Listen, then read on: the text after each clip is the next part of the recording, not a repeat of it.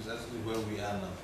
So after some years, the farmers who went into cocoa cultivation noticed, some diseases that were affecting the plants. So a complaint was made to the colonial agric officers in those days, and it was decided that a research station should be established, and then some scientists put there so that they can look into the problems associated with those, the cultivation of the crop.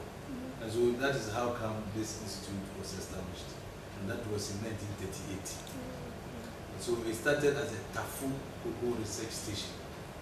But just a few years later, Nigeria and Sierra Leone, which were also British colonies at that time, were also producing cocoa, and they also had similar problems. So it was agreed at that time that since they were all British colonies, and the British government in Ghana had established this institute, why couldn't they upgrade it to cater for the role of the West African sub-region? So in 1944, it was upgraded to the status of West African Cocoa Research Institute. And Tafu remained the headquarters, but they had a substation in Ibadan to cater for Nigerian farmers, and then one in Sierra Leone, Freetown, also to cater for their farmers. And then in the early 1960s, when most of the West African countries had become independent, there was the need to aggregate that alliance. And so it came back to Cocoa Research Institute of Ghana in 1962. And then Nigeria also had Cocoa Research Institute of Nigeria. And we are told that around that time, Sierra Leone discovered diamond, and so their interest in cocoa went down. So they couldn't put up a research station of their own. So since 1962, it has become the Cocoa Research Institute of Ghana. But it has gone under many umbrella organizations. It first went under the Council for Scientific and Industrial Research. It also at one time was under the Ghana Academy of Arts and Sciences. But as we speak today, it is the research wing of the Ghana Cocoa Board. The Ghana Cocoa Board has oversight responsibility for the research institute. Now, our mandate started with looking at problems associated with cocoa cultivation. But over the years, it has expanded to include all aspects of not only cocoa, but coffee, cola, shea, and then cashew. So as we speak today, we are to conduct scientific research into all aspects of these crops. Our major objective is to develop packages, agronomic packages for farmers, so as to make the cultivation of our mandated crops very easy and then profitable. So we are looking at site selection, diseases. We're also looking at insect pests and how to control them. We are looking at quality of the crops that the farmer will have to produce.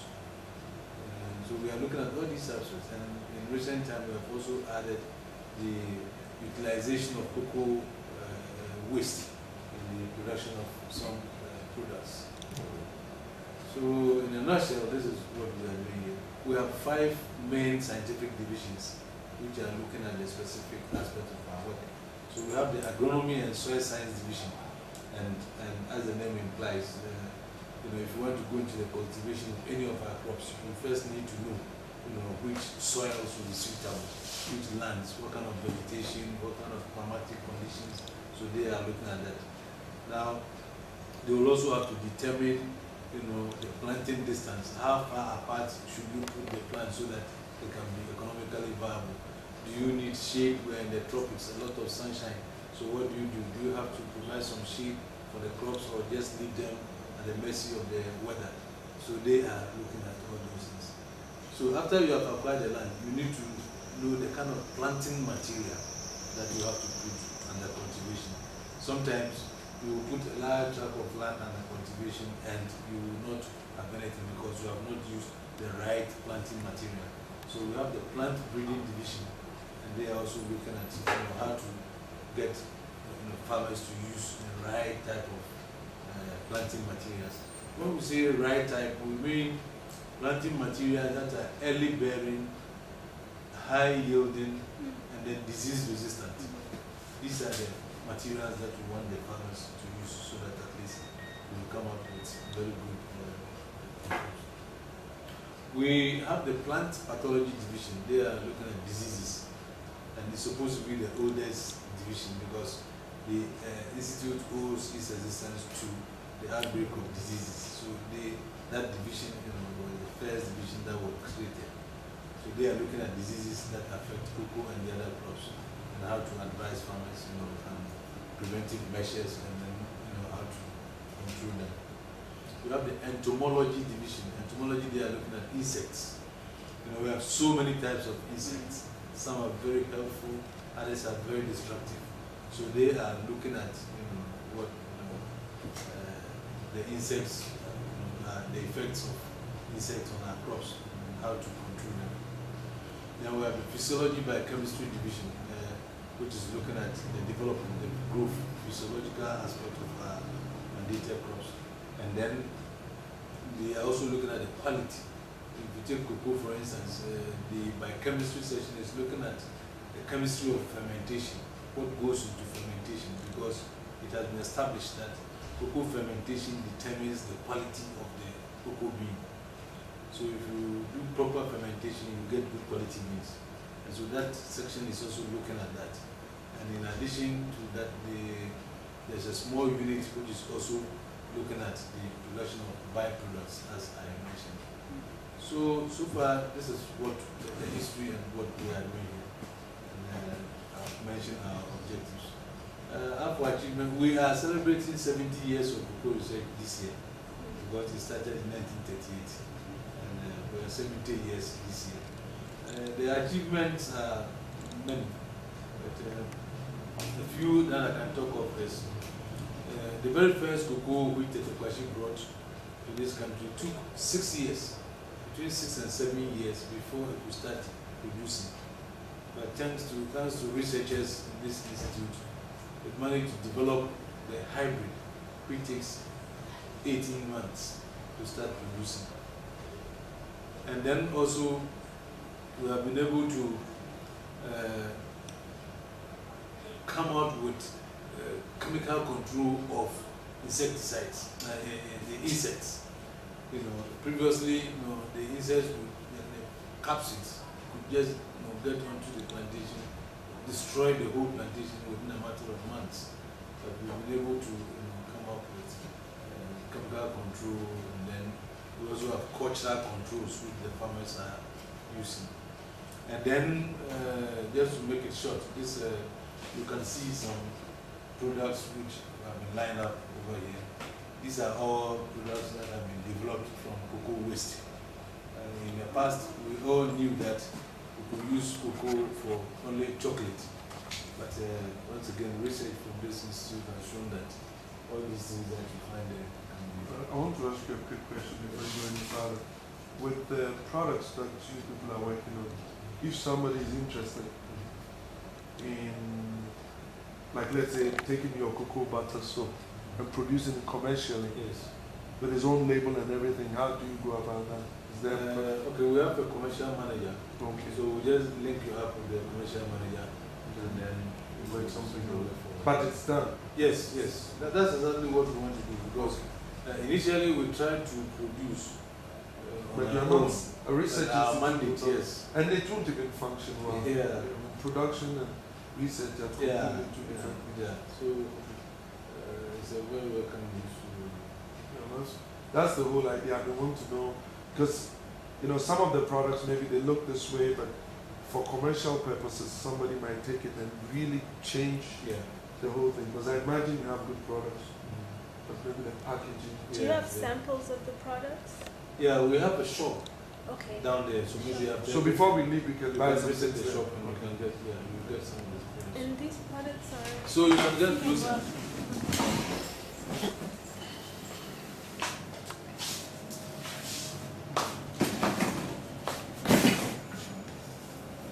This is the cocoa pod, you see, and the bean, which is used for chocolate is inside.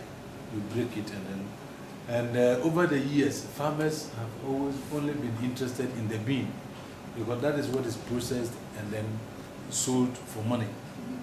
So this outer cover, in the process of getting the dry beans, is thrown away. But the research has shown that it has a lot of properties. So we are using it for liquid soup, for another soft soup. This is the alata soup. Yeah, this is alata soup. And this is good for skin rashes. This is a kind quail. Oh, okay. You Okay. see. And then the fresh bean, has a pulp around it, and the pulp contains some juice, which we call the pulp juice. And during fermentation, this pulp juice also drains off. It goes waste.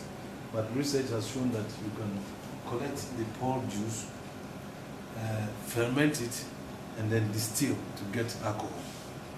Oh, this is alcohol. Yeah, and so you have cocoa brandy from the pulp juice, cocoa gin from the pulp juice.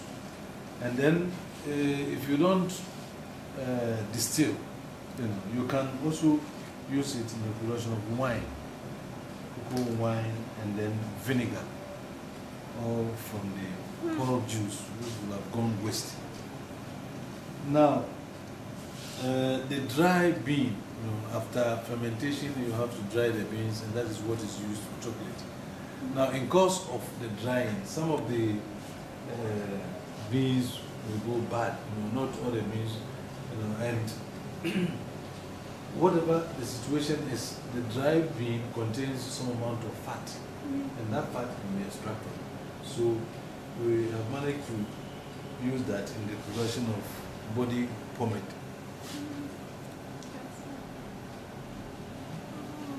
Smells good. Yeah. And then the soup, cocoa butter soup, also from the Okay. fat that we extract from the dry bean. We have gin, what is it, jam and marmalade. Also, unfortunately, I don't have samples in. I think it should be in the fridge or something. Yeah, so far, these are some of the things that we have managed to develop. Now, we also try as much as possible to get to the farmers so that they use the technologies and the methods that we have developed here.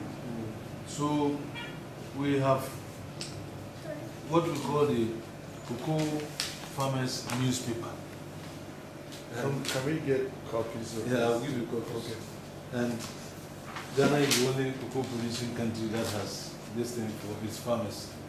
And then what we have done is that we realize that most of the farmers, their educational backgrounds are not so high. So we using a lot of pictorials, and diagrams, and then the level of the English language has also been reduced so that primary school child can read and then translate to the, and then a lot of demonstrations. So, for example, how to control mirrors or capsids on cocoa farms with insecticides.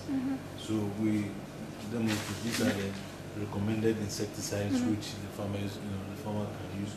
Then we go through the processes where you fill the machine before you can spray. And then we give the farmers free of charge. This one we like telling them cocoa pod husk as part of animal feed. You see, it contains some amount of protein, so you can also use it, For the as a component in the preparation of your animal feed. So we give this to farmers, and then we expect that at least cultural control of black pod. You see, it's black pod disease. But you see how we have written it, black pod sickness. You see, so that at Easier least to understand. yes, it's very easy to understand. When the primary school child gets sickness, he knows that at least. Okay. So you can have copies. all your copies will go. So you let